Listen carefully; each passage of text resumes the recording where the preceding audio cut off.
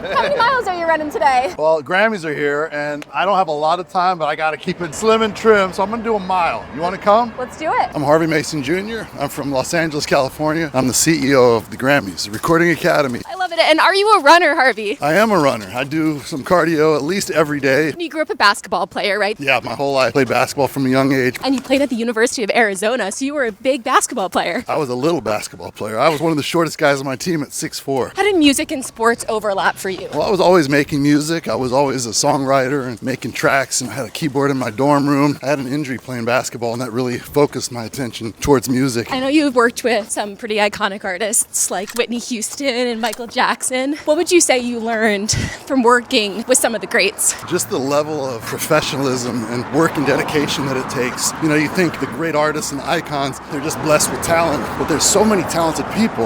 You find the common thread is the greats worked extremely hard. They were dedicated. They sacrificed to get great at what they did. They have a voice. They have a vision. They have an understanding of who they are, who their audience is. What's one thing you learned from working with Michael Jackson? This was in 1999. I think it was this last full album that we produced and that I worked on. Working with Michael was unlike anything I've ever done. He is so driven and so creative, never compromised for anything. What about Whitney Houston? What did you feel like her and Michael Jackson had in common? And then maybe how did they do certain things differently? Some of the things that I thought were similar: dedication, the love of music. They weren't singing it, they were both listening to it and dancing and just having music in their lives. Differences were, Michael would be in the studio for 23 hours a day, where Whitney was more about the business. She would want to come in, learn the song, sing it, and then focus on a lot of other things she was working on. So did you feel the pressure when you were working with them? I feel pressure whenever I work with any artist because they're entrusting you with their music, with their art. And my job as a producer and a songwriter is to make them sound better than they've ever sounded before. It doesn't matter if it's Michael or a first-time artist. Job for me is how do I make sure what they're doing is resonating with an audience, is feeling like real. And that's important, and that's pressure. You did produce a documentary for LeBron James. What commonalities do you think you have seen in successful people? Common thread is the work ethic, the dedication to craft, the pursuit of excellence, and wanting to always raise the bar. Michael did that. LeBron's done that. Other artists that I've worked with have said, I've already done this. How can I do more? And the constant improvement is something I really respect. What's a piece of advice that you have for young artists? You can't be an artist if you don't know who you are. You can't reach an audience if you don't have an authentic story to tell and a feeling to convey. If you're trying to be an artist, make sure you have a point of view, a perspective, and your art is real and authentic. And what is a quote or motto that you live by?